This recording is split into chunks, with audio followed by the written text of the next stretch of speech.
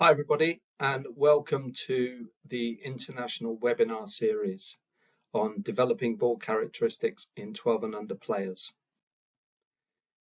The series of 4 linked webinars is brought to you by an international partnership of private coach education companies made up of Coach Central, that's the education brand of Inspire to Coach from the UK, and I'm the director and owner of Inspire to Coach, and ETC, Evolving Tennis Coaching from Greece, and thirdly, Trio Consult from Bulgaria. As you know, there are 4 webinars which make up this international webinar series. The first one is titled The Ball is Key, and we'll be giving an introduction to ball characteristics and why they're so important, but also we'll be looking at developing understanding of optimal positions to influence the outgoing ball. So that's the subject for today. The next webinar in October will be around the orange court and the attacking game, followed then in December by webinar 3 on the green court and the defending game, and then finally the 4th webinar again in December on the yellow court, and we'll be looking at developing ball characteristics for a strong baseline game in the first years under 12.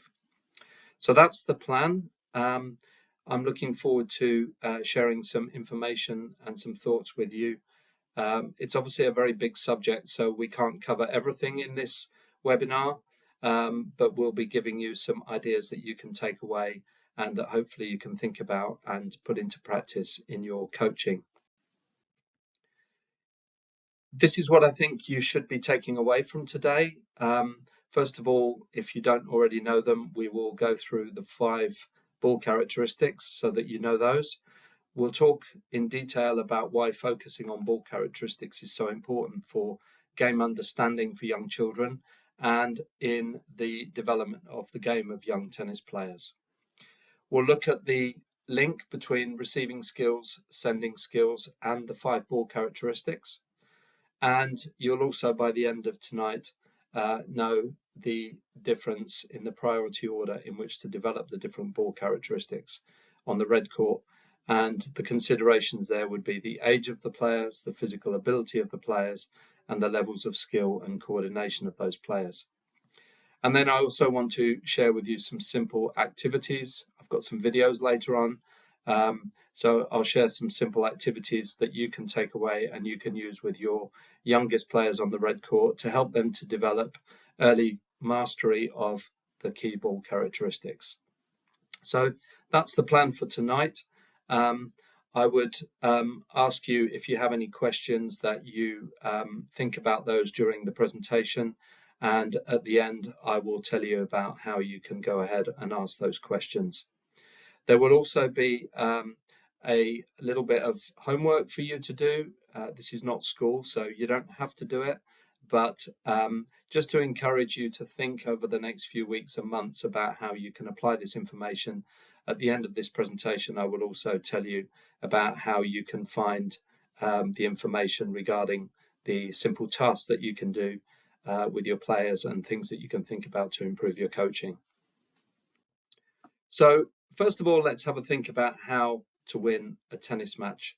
You can see a picture of a chessboard there, and although we're talking about tennis, let's just imagine for a moment if the tennis court and the chessboard were the same, and that each shot that we play on a tennis court, like the forehand or the backhand, obviously the serve and the different volleys, are all different chess pieces.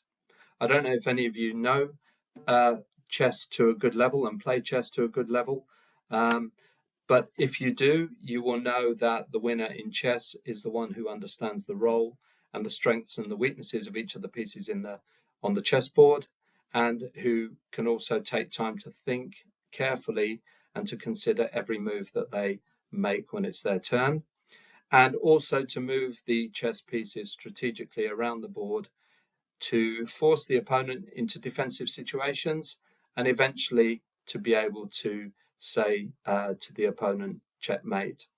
So that's what happens in chess, but actually the same thing happens in tennis. So what would happen if we were to think of tennis in the same way that we think about chess? And instead of thinking about the role and the strengths and the weaknesses of every piece on the chessboard, what if we think about the role and the strengths of the weaknesses of every tennis shot that the kids are playing, and that they consider every move, and that they think about how to move the pieces, or the ball in this case in tennis, to move the ball strategically around the court to force the opponent into defensive situations. So this is what tonight is about, really. It's about how we can get the kids to understand that they have the ability to be able to do what they want with the ball, as long as they are in a good position to be able to make decisions about how to influence the ball characteristics. So let's look a little bit more in detail at the ball, and let's think for a moment about traditional tennis coaching. Traditional tennis coaching, going back a long time, many years in the past, and still today in many countries around the world, focuses mostly on form, or the shape. In other words, the loop on the forehand, or the shape of the backhand, or the shape of the serve. Okay, in other words, what we call model-based coaching. And the idea of model-based coaching is that there is one way to do something. So for example, we say when you play a forehand, you should use a loop. When you use a volley, you should use a punching action. You should use this footwork pattern, or you should use this grip, whatever. And that everything conforms to a single sort of model. And I suppose an extreme example of that I'm sure you've seen on Facebook, for example, is when we hear coaches talk about an ATP forehand. Okay, and there is no such thing as an ATP forehand. There are forehands and backhands, and all of the men and the women players will play their version of their forehand or their backhand, not based on a technical model, but based on their physical abilities, the moment in the point, their position on the court, their decision making, and so on and so forth. So we have to get away from this idea that tennis coaching is about developing form and shape. And we have to get away from the idea that there is a model by which we can teach every shot. So it doesn't matter how nice a shot looks. What's most important is the effectiveness, okay? What the player is doing with the ball. That's more important than the style. It's more important than the way that shot looks. Now, of course, the shot has to look a certain way, because then we are talking about technique, and of course technique helps effectiveness. So there are optimal ways in which we can play the shot, and of course there are other ways in which if we play the shot that particular way, then clearly it's not going to be effective. So of course there is a connection between technique and effectiveness of the ball. But it's the effective use of the ball characteristics which turns tennis into a game. It's not technique which makes tennis a game, it's what we do with the ball. In the same way that what we do with the chess pieces on the chessboard turns chess into the game that it is. So the player who best controls the ball characteristics in the court to reduce the effectiveness and the efficiency of the opponent is generally the one who's going to win. So the one who's most skillful in being able to hit the ball in the spaces, or to be able to hit the ball higher or faster, or to use a particular spin at a particular moment, in other words, the effectiveness of what they're doing, is going to be usually the one who is going to make their opponent forced into mistakes, who's going to make the opponent move, and probably is going to be the one who eventually is going to be the one who wins the point. And it's interesting, when I talk to coaches, I go to a lot of conferences, I make a lot of presentations, and it's quite rare actually that I hear coaches talk about what the ball is doing and the effect on the opponent. Usually coaches want to know about technique, they want to know about biomechanics, they want to know about swing shapes, they want to know about grips. And of course, all of those things are important. Don't think for a moment that I'm sitting here telling you that technique is not important. I'm not saying that. I am saying that technique is part of what helps a player to be effective. The technique is what helps the player to be able to make the ball do what they want it to do in certain moments in the point, to be able to achieve a certain outcome or a certain effectiveness with what they're doing.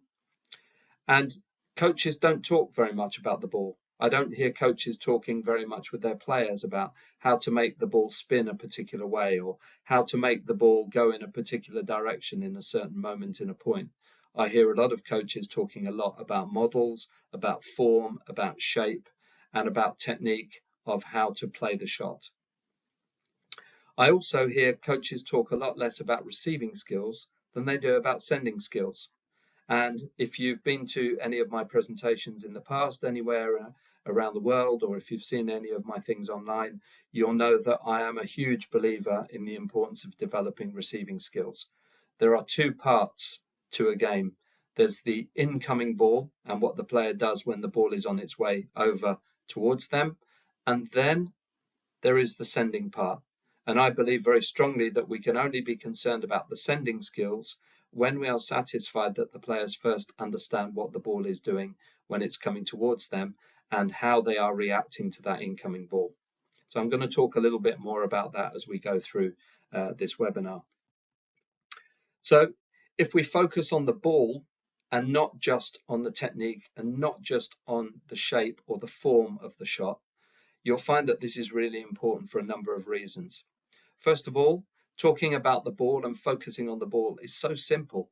It's really simple. Even very young children will understand that. And in a moment, I'm going to show you a video which gives you an example of this. So to be able to give very clear and simple feedback to your player about what the ball is doing is really good coaching.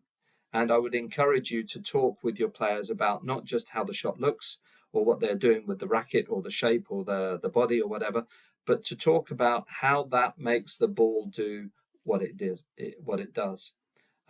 So for example, I love the way you swing to make the ball go at a particular direction away from the opponent, for example. Or I love the way that you change the grip to open up the racket face to be able to put spin on the ball. So what you're doing is you're connecting the technical feedback and your technical observation with the outcome and what the ball is doing as a result of that technique. And that's very, very important in our coaching if we're going to be effective.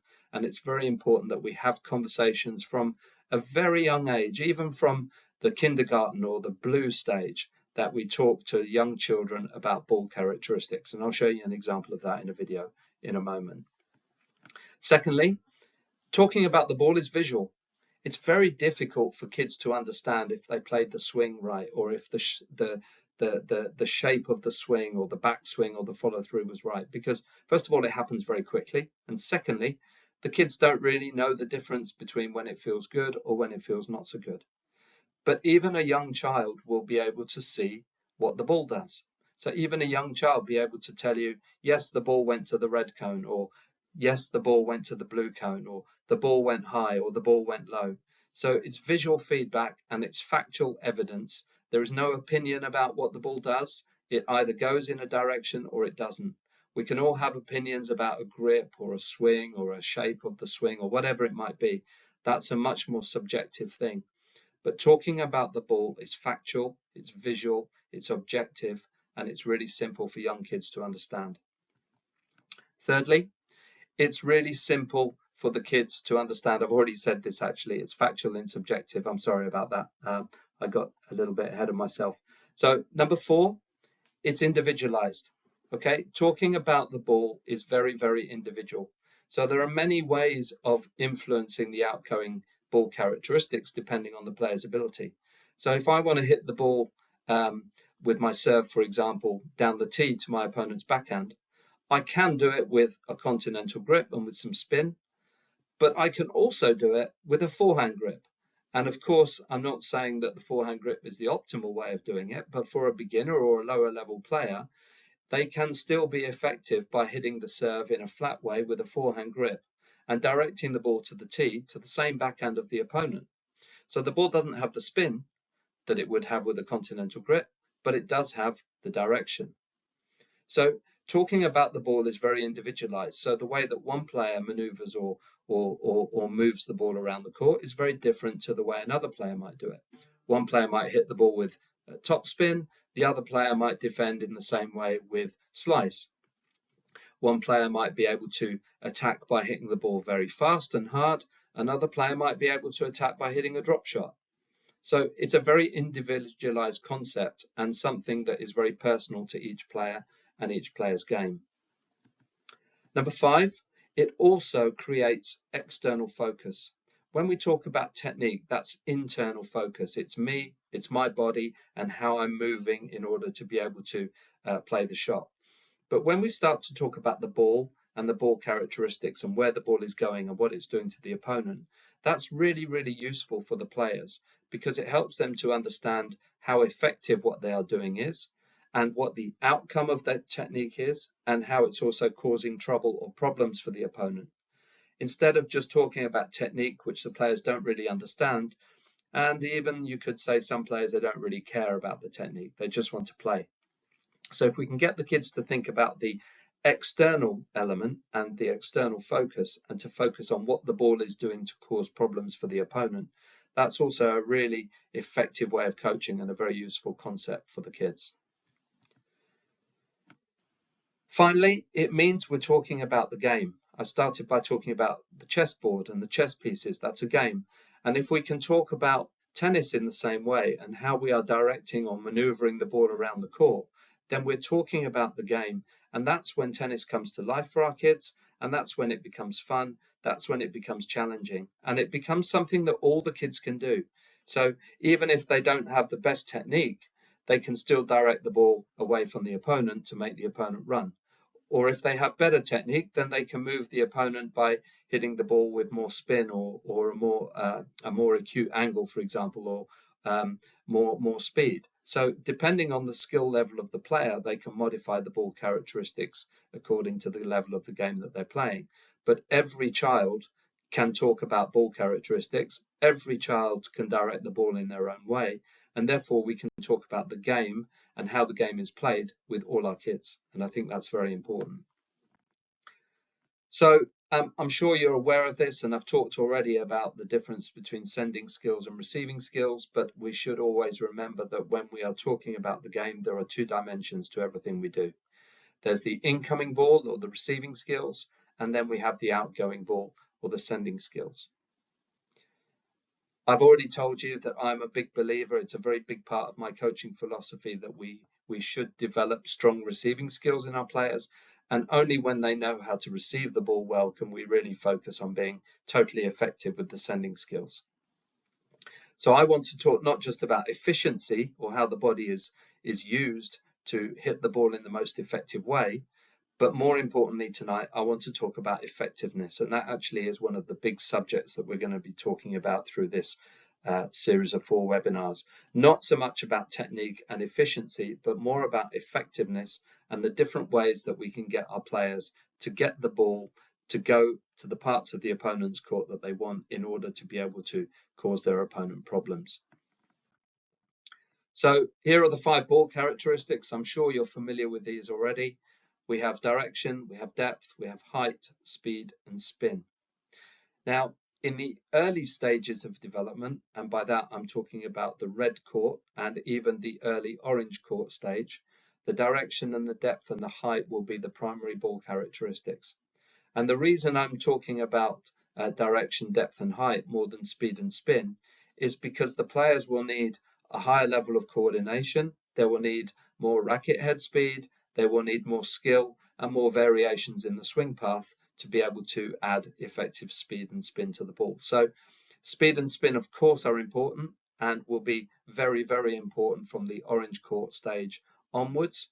But we also know that our players on the red court have a lower level of skill, they have less experience, they are younger, of course, and therefore are not yet able to hit the ball with speed and spin and control at the same time in the same way that they can when they're older.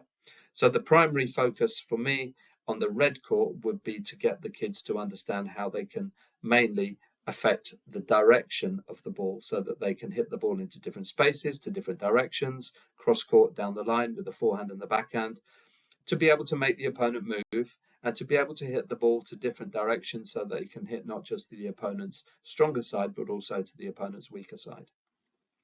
So we will talk about speed and spin, but that will come out more in webinars 2, 3, and 4 when we talk about the orange, green, and yellow ball courts.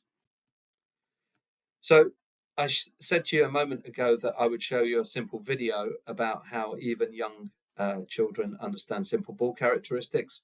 So I've given some examples of things that we might say here to our young kids at kindergarten level or blue stage, whatever you call it in your country. Things like, for example, throwing the ball away from your partner. Can you throw the ball away from your friend or your partner? And young children will understand that concept, and most young children will be able to do it. If you said to them, can you throw the ball to the red cone or can you throw to the blue cone? They will be able to do it. And what's really interesting when you ask the kids to do that is that they will find their own technical way of making the ball go in one direction as opposed to another. We don't have to tell them the technique that they need to be able to throw the ball to the red cone compared to the blue cone. They will find the answer. So actually, if we can give them an outcome or we can give them an objective, in other words, the cone, then actually they will find many of the technical solutions themselves. It may not always be the most efficient way of doing it. It may not always be the most effective way of doing it. But most children, even from a very young age, 2 years old, 3 years old, will be able to throw the ball to a particular direction. You may find as well that the kids are able to throw the ball a little bit higher or a little bit lower. And again, they will modify their technique in order to be able to do that. Equally, they might be able to throw the ball a little bit faster or a little bit slower. It would also be interesting if you asked if they could throw the ball or hit the ball to make their opponent run by hitting the ball away from them.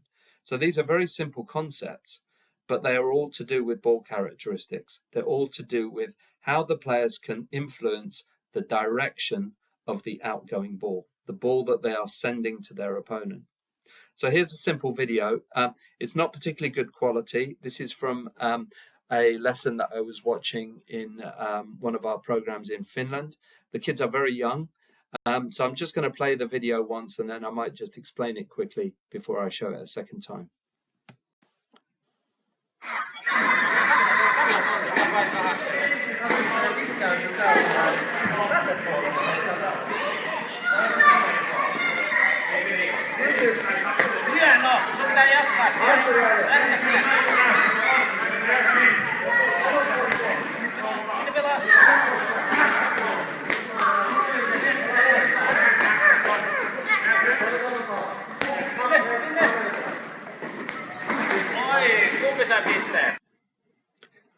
I forgot to sound on these videos. I've switched the sound off because of the bandwidth and also because the sound quality is not particularly good. You don't need the sound. You're not missing anything by not being able to hear it.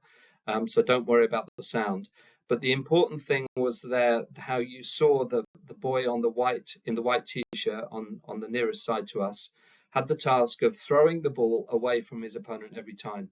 And the coach wasn't telling him how to do it, wasn't talking about technique, was simply asking him to find a solution by using the ball characteristics to be able to achieve the task. And he did it. And you could see he got quite excited about it. He was jumping up and down, but he did the task really well because he was able to take some time to look, see where is the opponent, see where is the space, and then to be able to throw the ball into the open court. And that's what we're talking about at this young age, is how the children can direct the ball around the court to be able to find spaces by controlling the direction of the outgoing ball.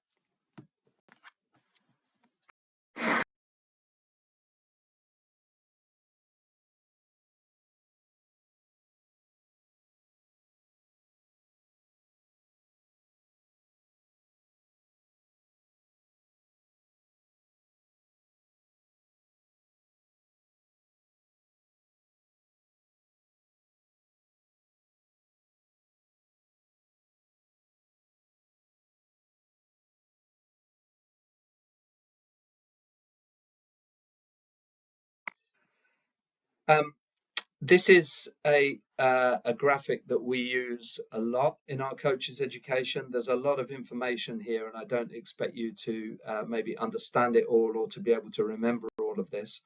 But the important thing here is that we understand that the 5 ball characteristics here in orange at the bottom are part of the whole tactical framework that we are trying to develop with our players. So at the top here you have the 5 game situations for singles. Then we break those down into whether they are rally phases, attacking phases, or defending phases. Then we have the tactical intentions and what the players are intending to do with every shot that they play. Then we have the tactics, in other words, how they are going to achieve the objective.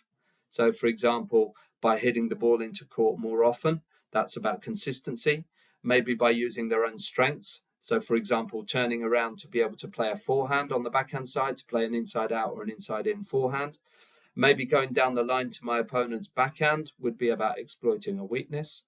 It could be that I'm looking to try and control space by moving up the court to take away the space for my opponent, and that would also potentially be an example of controlling time as well. So I don't want you too much to worry about all of this for now. That's not really the subject of what we're talking about. But the reason I'm showing you this is so that you understand that the ball characteristics are part of the tactical framework. In other words, to be able to use effective tactics, it's not just about being able to know what to do, but it's also eventually about being able to control the ball in such a way that I'm actually achieving that tactical intention or that tactical goal. So that's an overview of it. Now, when we look at the same graphic looking at early reds, so for example, our youngest and least experienced players in the red court program, you'll see that actually we will probably only be focusing on 3 of the 5 game situations. So the serve, the return, and the baseline game will be taking up most of our time. It's unlikely that you're going to be spending much time on volleys and the mid-court and approaching the net. And of course, we'll be developing rally skills, not yet at the stage where we're looking at attacking and defending. So the goal really is about consistency and how we can get more balls to go over the net, more balls to go in the court, and so on and so forth. So the primary ball characteristics to be able to achieve that objective are height and direction. I need height because the ball has to go over a net. And I need direction, first of all, to be able to hit the ball to my partner.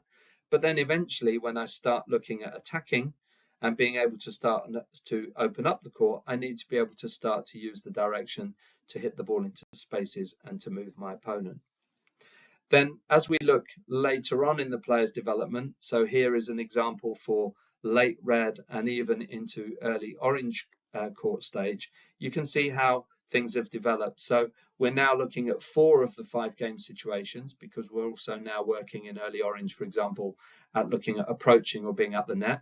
We're looking at attacking as well as just rallying. Of course, there is going to be defense in a match, but I'm talking about the things that we're going to be prioritizing in our coaching. Okay, and therefore a lot of our time will be spent not just on trading or getting the ball over the net and in the court, but also more and more starting to look at how we can attack. And I'll be talking much more about this in the second webinar when we look at the orange court. So getting the ball over the net isn't enough. We need to start being able to use our own strengths. Now, for most players, from a technical point of view, that will be the forehand. And I think it's also fair to say that for most opponents, the technical weakness would be the backhand side. So we can start to develop what we would call early patterns of play with our players. Other strengths might include the serve. It might be that actually the serve is a weakness and therefore the strength could be the return of serve. Every player is different and every player has their own development, which is individual to them. But the important thing for today is that whereas before we were talking in early red about just focusing on height and direction, we're now starting to look at depth and how we can use the length of the court, okay, the 18-meter court at orange now, to be able to push the opponents back behind the baseline, but also to be able to start to use angles and to start to be able to use drop shots as well to take advantage of the space closer to the net. And because of that, we're also then starting to look at using speed. So it could be, for example, that I'm starting to look to increase speed as I'm stepping up the court, but also when I'm in more defensive situations, perhaps that I'm also looking to take away the speed to give myself a little bit more time. So the important thing here is that you understand that as the players are getting older, they need to start to develop more and more skill in how to be able to control not just 1 or 2 or 3, but 4 and eventually all 5 of the ball characteristics. But that can't happen from the beginning. So in the red court, we'll focus first primarily on direction and height. And then as the players are starting to get older, late red and into early orange, we can start to focus more on controlling depth and speed, and then eventually spin as well. So let's now have a look at what happens when the ball is in flight over the net. Okay, when the ball becomes when the ball is incoming or when the ball is outgoing. Okay, so I'm hoping that as we go through this graphic in a moment, that what I'm saying will become clear. We have to focus not just on um, the receiving skills, but we also have to be able to focus then on how we can get into good position to be able to control the outgoing ball characteristics. Okay, so in terms of the chronological order in which things happen, the first thing is for the players to make sure that they focus on the receiving skills. And this is an area which I would suggest is very important for you in your coaching. This is a big priority to make sure that the players understand how to receive the incoming ball. So that's about being ready physically and mentally. So the ready position and what we call the ready condition. You may not be so familiar with that phrase because they have to read and react to the incoming ball. As the ball is coming in the air over the net, okay, they have to start to move towards the incoming ball and where they think it's going to bounce. So first they move to the big area. So my first decision is the ball going to my left, to my backhand, or is the ball going to my right? So I start to move in that direction to the big area. As I start to get closer to where I need to be and as the ball is bouncing, then I can start to take my precision steps. In other words, I can start to focus now on the smaller area and make sure that I can get myself into the best position to be able to play my shot. At the point where the ball is in the air, I've also got to start changing my grip. And I've also, after the ball has bounced, got to find a stance which is going to be optimal for me to be able to play the best shot I can, having the best control of the outgoing ball characteristics. So once I have my stance, I can now start to think about the body skills. I can start to think about being balanced and about load. In other words, is my weight on my left foot, my right foot, my front foot or my back foot, my inside foot or my outside foot? Where is my load? Where does it need to be according to what I want the ball to do when it becomes the outgoing ball? I have to prepare the racket, and this is where a lot of coaches will be spending a lot of time because this is now about what we call the technique, if you like, of the swing or the stroke. Okay, we have to then start to think about weight transfer. Now, the weight transfer will be largely dependent on the contact point, but also will be based on the type of stance that the players are using. Now, if they've found a good position in relation to the ball, then they should be able to transfer the weight as much as they can into the shot. That won't always be possible. Sometimes we have to be in a more defensive position where we're falling away from the shot. But where at all possible, we should be looking to try to add speed to the ball by being able to transfer weight into the shot. So the contact point will determine to a very large extent the quality of the outgoing ball that I'm going to hit. If I have a good contact point, then I am much more in control of the height, the direction, the depth, and eventually the speed and the spin of the ball. So it's absolutely crucial that we work on all of these areas here, the receiving skills and movement skills. Why? So that ultimately we can get ourselves into the best position to have the best chance of the contact point that we want to be able to achieve our tactical objective.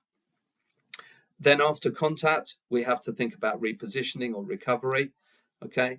And then we also have to think about the racket skills. Now, again, I've left this till last because this is the part that coaches spend a lot of time talking about. And as I've already said, it's not that it's not important, but it's not the subject of what we're talking about in this series of webinars. I want to focus much more on how we can influence the outgoing ball. So, of course, the action, the type of swing, the swing shape we're going to use is going to have some impact on the outgoing ball, as is the swing path and the angle of the racket face.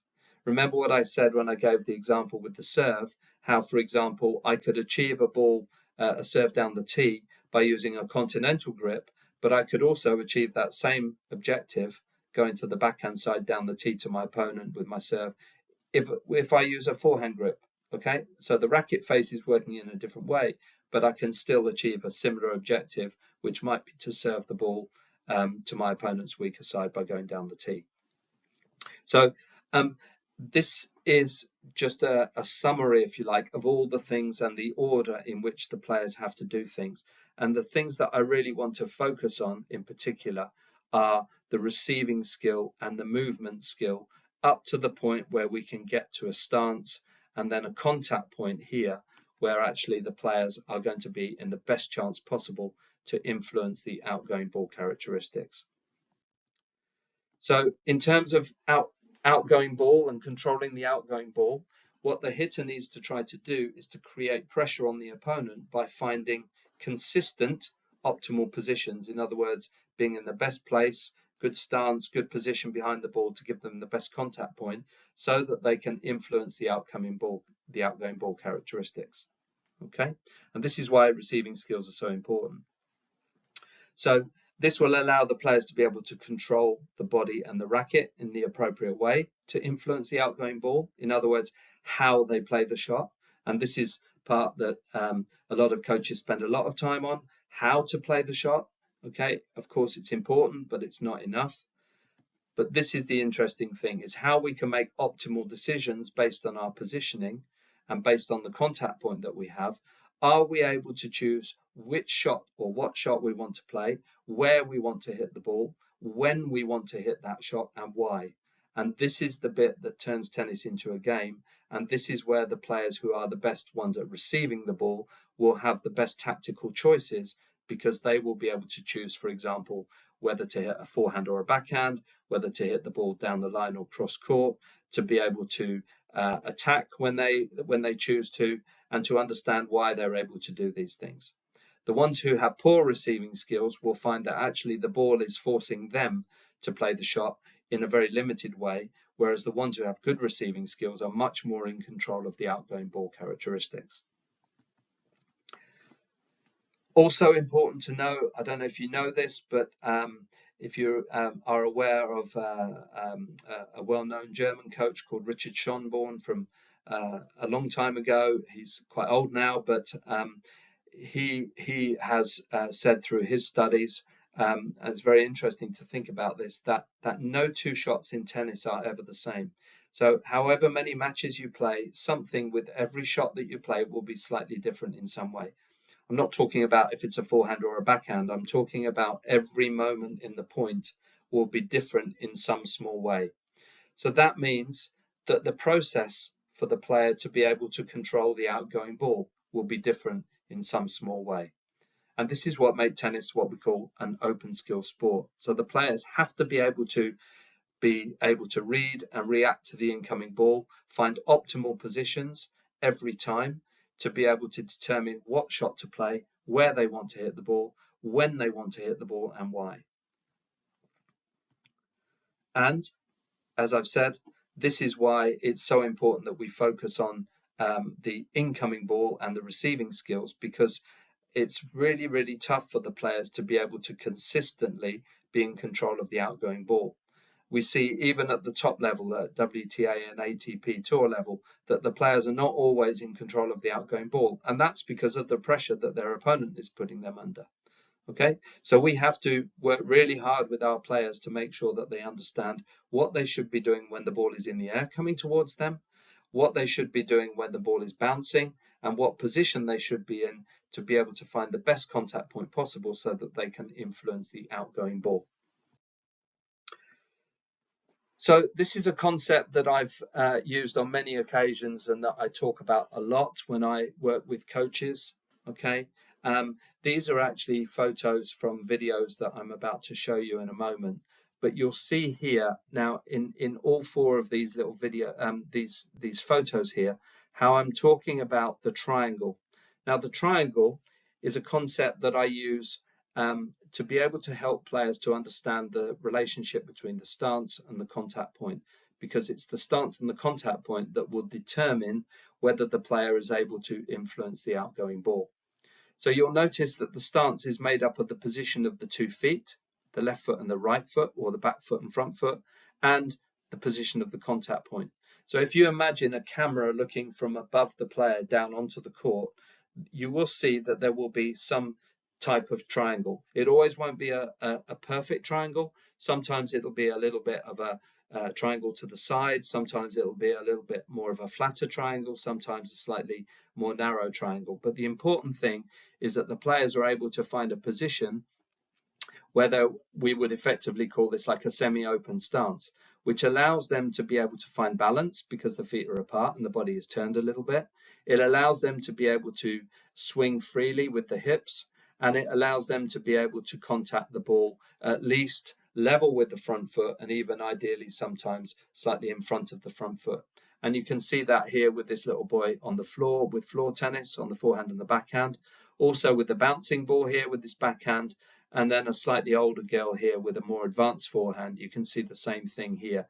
The contact point will be slightly above where this dotted line is here, but again you can see how that triangle has been formed by the position of the stance and the contact point. So just to give you a little bit more detail on this, the triangle gives you balance, okay? The position of the feet turn to the side a little bit in that sort of 45-degree or so angle, feet apart, will give the players balance, and balance is critical for control of the outgoing ball. It will also allow the players to be able to bend their knees a little bit, which ultimately, not yet when they're very young, but when they get older, orange and green and then yellow ball, will allow the players to be able to control the height, and then also to use the knees to be able to push down and drive up to be able to give the racket head more speed and more spin. This setup also allows the players to be able to develop hip rotation. So for example, you can see here with this girl, you can see that when she makes contact with the ball, when she makes the forward swing here, her right hip is going to be able to swing through the shot. And so that's going to help not just the direction, but it's also going to be able to add speed and spin to the ball. Then you can see as well in all four of these photos, maybe if we look at the photo on the right with the girl again on the right hand side, that if she gets the contact point right with the triangle, then she will be able to transfer the weight because the right hip will swing through the shot, and therefore the follow through will involve the weight transfer of the right foot coming from the back more towards the front. And that's very important because that will give the player the ability to add speed and spin to the ball. The contact in front is crucial. If the contact point is late, then we're very limited in what we can choose of the outgoing ball characteristics. If we can get the contact point more in front, then that allows us to be able to control if we want to go down the line or cross court, if we want to be able to hit the ball shorter or deeper, and if we want to be able to add speed or take away speed, and also which type of spin we want to use. If the contact point is late, then it's very difficult, for example, to be able to hit the ball more cross court, and it's certainly very difficult to be able to hit a short angle cross court. You'll find for a right-hander, for example, with a late contact point, that a lot of balls will go down the line, or maybe they will even go out by the side of the court because the contact point is late. So all of this setup allows the players to be able to find the best contact point possible, which allows them to be able to control the outgoing ball characteristics for that moment in the point. And we should also remember that, of course, there is an opponent who's trying to make things as difficult as possible for the player. So sometimes they have to play in emergencies. And in this position here, if they do have a late contact point, or if the ball is quite high bouncing or quite fast, or if the contact point is a little bit further back, then the players should be able still to maintain balance and control of the body because they can play more off the outside foot or the back foot. And you see this at a high level where the players are in defensive situations. They can't always play the ground strokes off the front foot with the weight transfer going forwards. Sometimes they have to be able to play the shot off the back foot as well. So this setup allows for technical and tactical development of the players and all the forehand and the backhands from an early age. And it's something that I would encourage you to think about and to consider trying to look at with your players. So that's the triangle. In a moment, I'm going to show you some videos with some little activities which illustrate the use of the ball characteristics. Just before we do that, just a word on how we can practice developing ball characteristics. I'm sure a lot of you are familiar with the terminology of closed and semi-open and open practice. So, for example, if you want to practice the ball characteristics in a closed practice, then you could just simply throw feed or basket feed single shots for the player to be able to hit the ball in that same direction. So for example, if you wanted to work on a drill where the players are hitting every ball back cross court with the forehand, okay, then you can work on them trying to find the best receiving skills and the best stance and the best contact point for them to be able to direct every ball to go cross court on that forehand. And of course, don't forget the backhand as well. In the same way, and also don't forget whenever you're working on things going cross court, also to go down the line as well. Very important that you don't allow the players to hit balls when they are standing still. I think it's really important that we consider that before every ball, except the serve obviously, that there is some movement before the shot and that there is some recovery after the shot. So it's really important that the players are able to move to the ball first before they can find that triangle position and the best contact point, and then that they recover before they then repeat that process. So that's how it could be done in a closed practice. It could also be done in a semi-open practice. So in other words, they could alternate shots to different directions.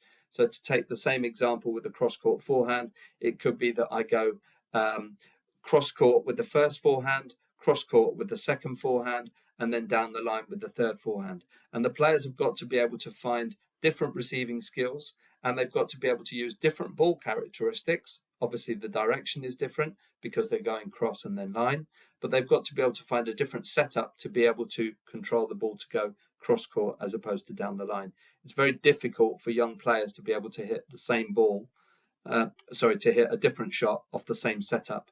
Okay, when we become more advanced, we can control the contact points a little bit more. But when the players are young, they're going to have to find a different position to be able to set up to go cross court as opposed to down the line. And then finally, we could go with an open practice. So it could be that the players, for example, just hit wherever they want to. So they choose where they want to hit, the forehand or the backhand. Okay, and this is the ultimate test of the ability of the players to receive the ball and to then be able to choose the outgoing ball characteristics. So it could be, for example, that they choose their own pattern to be able to go cross court and then down the line and then back cross court, or whatever combination you want to choose. And this is the ultimate test of skill for the players, because they're going to have to adapt their positioning every single time to be able to find a contact point and a swing which is going to direct the ball in the direction in which they're choosing. Okay, so you can practice ball characteristics from a closed position or a closed practice, from a semi-open or from an open practice. Earlier on in this presentation, I also talked about external focus. So actually, you could choose to do things a completely different way, just by simply giving the players maybe two targets and not talking to them at all about the technique, but simply to challenge them, for example, to find a pattern where they hit two balls, say cross court to the blue cone, and then one ball down the line to the red cone. So you don't need to talk about positioning with the players if you are focusing externally and you're focusing on the players being able to direct the ball to a particular target or outcome. Okay, and we know that actually this helps speed up the learning process so that a higher level of skill is achieved. So don't find that you have to tell the players everything. The important thing is that you get them to understand why they are trying to hit the ball in a particular direction. So for example, if you're standing in the middle of the court, you could ask your player to tell you where are the spaces, okay, away from you, and could the player find the best stance, the best contact point, the best swing to be able to hit the ball away from the opponent or away from you. And this way, by using an external focus, which is what happens in a match, we have to consider the position of the opponent in the point. Then we are really training the players to be able to find technical solutions to solve a tactical problem. So to find the setup, to be able to find the contact point, to be able to find the swing, to be able to find the grip and the angle of the racket face, to be able to make the ball do what I want it to do at a certain moment in the point. So I'm going to just show you some videos. I think there are 7 little videos. They're very simple, okay? These are just regular players that I've taken videos of, just doing very simple activities which will help the players to learn how to start to control direction, okay? So I don't know about the players in your program, but these are really, really simple things, and they're aimed at quite low-level red stage players, okay? So not every video is going to be applicable, I guess, to every player in your program. But hopefully this will show you how we can start to progress the players so that they can start to control the direction of the outgoing ball. So here's the first one, this rally. Again, don't worry about the sound. It's not important for this. Okay, so this is just a simple activity where the players are being asked to find that triangle position that they talked about with the forehand and the backhand. So the position of the 2 feet and the contact point makes that triangle, and it's that triangle that allows them to be able to find a contact point which is in front of them, okay, and it's that allows them to be able to direct the ball where they want. So that's a very simple one for floor tennis with your youngest kids. If we look now at throw and hit, again, don't worry about the sound. Again, the task is the same. The player has to find that triangle position to be able to then direct the ball in a straight line. Okay, so the receiving skill and the positioning of the player is what will ultimately determine whether the player can actually find the best contact point to be able to direct the ball where they want. Then we have a simple ground stroke rally. Now, this little boy struggled a little bit with this. You'll see that he found it a little bit difficult to get really good control here. He's quite a young and quite inexperienced player, and you can see that he's not really finding particularly balanced positions here. So there's work to be done with him to find that optimal controlled balanced position, which is going to help him to be able to direct the ball in a particular way. Okay? It will come, but until he finds balance and control in his body before every shot, it's going to be very difficult for him to control the contact point and therefore to be able to control especially the direction, but eventually also the other outgoing ball characteristics that we're looking for. So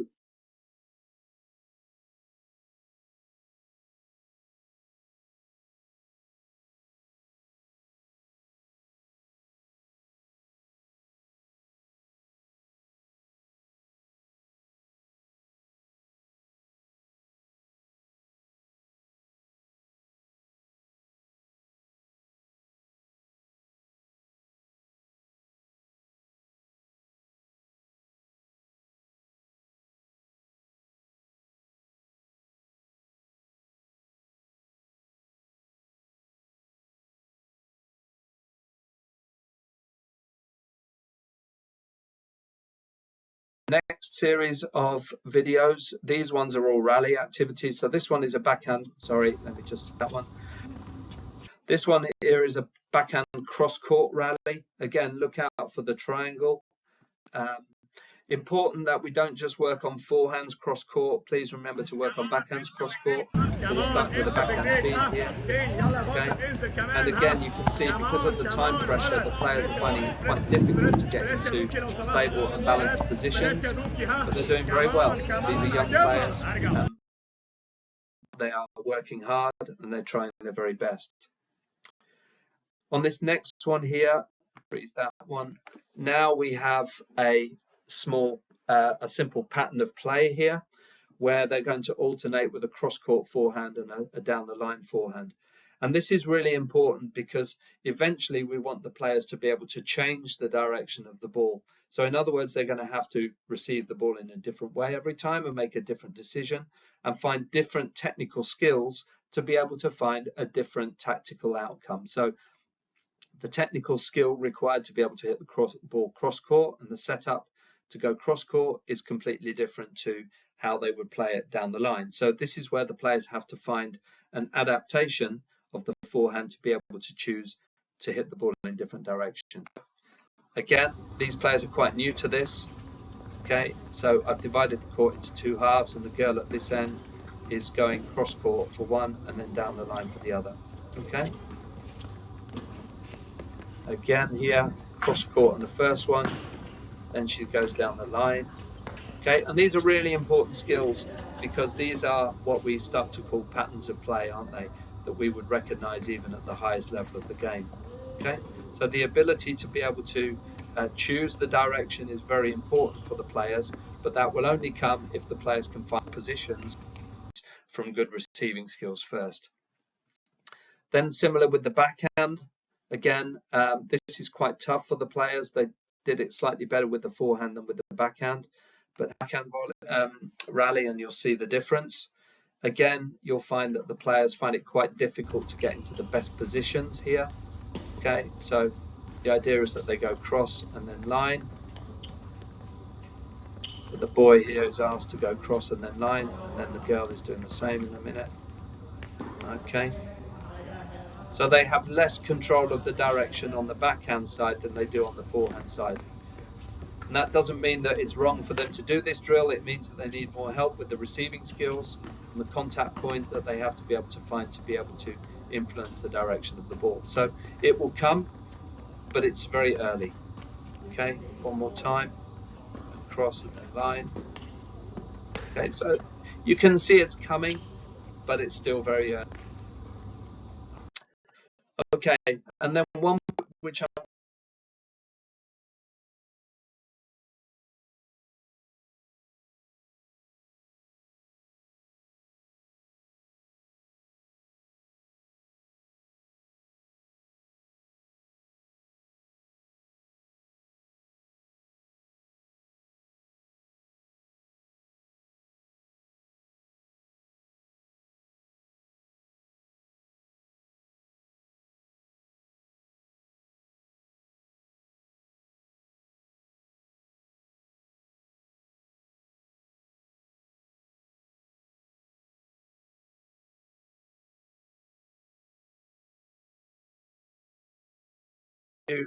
this one includes the serve. In the next webinar, webinar 2 on the orange court, we're going to be talking a lot more about serve and ground stroke patterns and the ball characteristics that we would want when we're developing serve ground stroke combinations. But this is from the red court. Okay, important that we start to develop the serve early on the red court. And this is about how we can use the serve and ground stroke as a combination. So I see here that the players are quite new to this.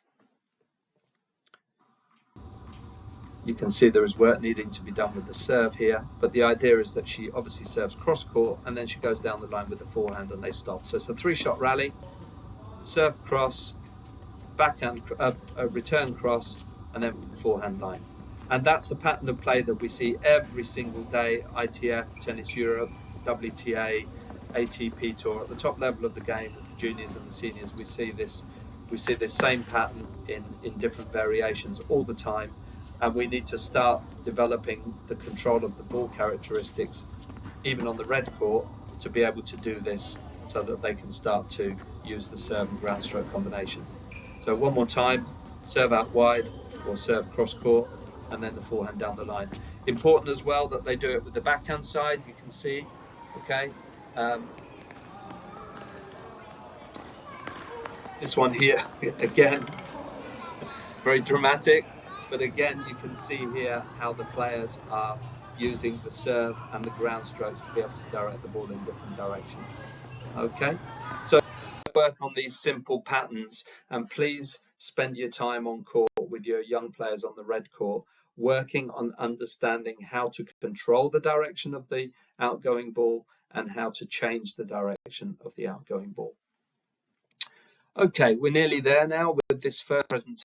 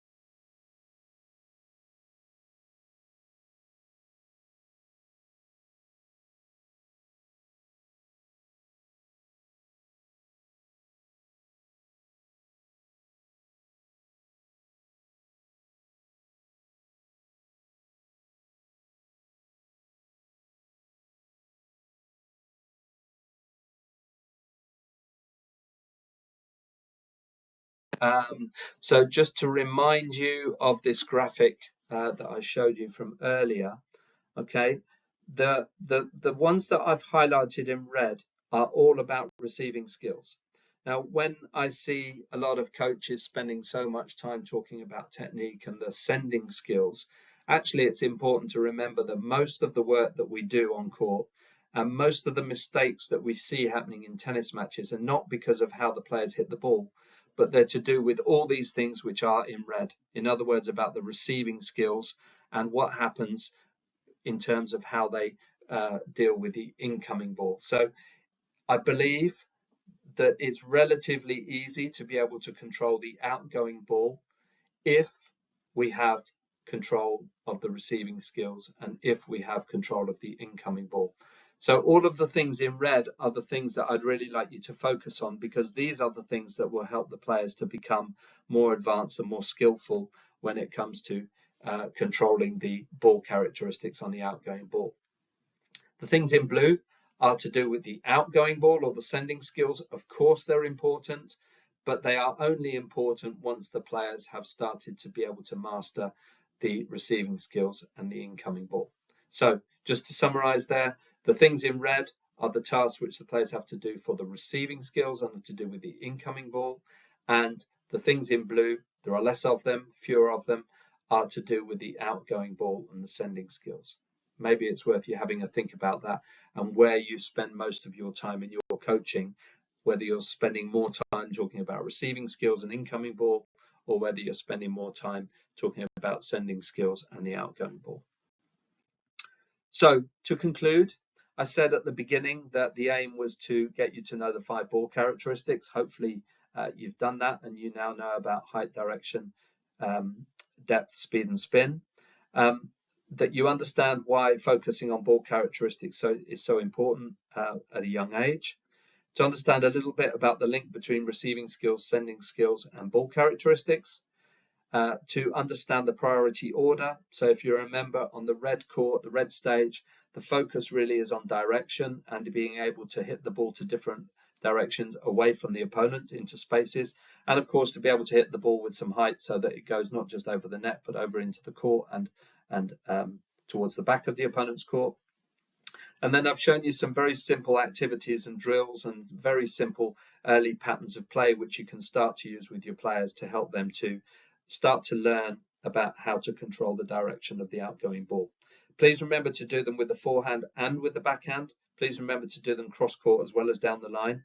And please also remember to integrate the serve into the activity. So I showed you, for example, the serve cross court, forehand down the line, and then from the ad side it could be serve cross court from the other side and then backhand down the line, for example. So please remember to do that as well. So finally, just to summarize, I hope today has been useful for you.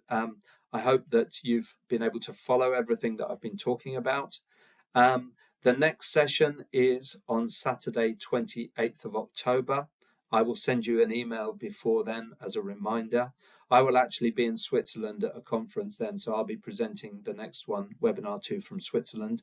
But I'm looking forward to seeing you again on 28th of October. In the next few days, I will also send you an email which will have a private link for you so that you can watch a recording of this presentation if you want to watch it again. And as I said earlier, there will also be a little bit of homework which you can do. It's okay, I'm not a teacher, so I'm not going to mark your homework, but just some things for you to think about in your coaching between these sessions so that you can start to really use some of this information that I've been talking about. So also look out, please, for a task sheet that will be coming out by email. If you have any questions, you've got my email address there at the bottom. Feel free to send me a question if you have it. And of course, I look forward to seeing you on Saturday, 28th of October, where we're going to be talking about ball characteristics in the orange court. Finally, just a few additional resources. Remember, you'll get a copy of this, so don't worry unless you want to take a screenshot of it with your phone.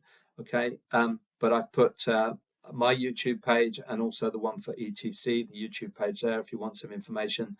Also the Facebook groups for us at Inspire to Coach, and also for ETC and Trio Consult. And then finally, you can see the advert here. If any of you are interested, and certainly if you are in Greece, and I'm speaking to you in Greece right now, please do sign up. I'm going to be in Athens on the 22nd of October with ETC doing a seminar and you've got the email address there if you would like more information or if you would like to sign up for that. And I look forward very much to seeing you on the 22nd of October. For those of you who can't be in beautiful Athens in October, I will look forward to seeing you for webinar 2. Thank you very much for listening. Thank you for your attention, and see you soon.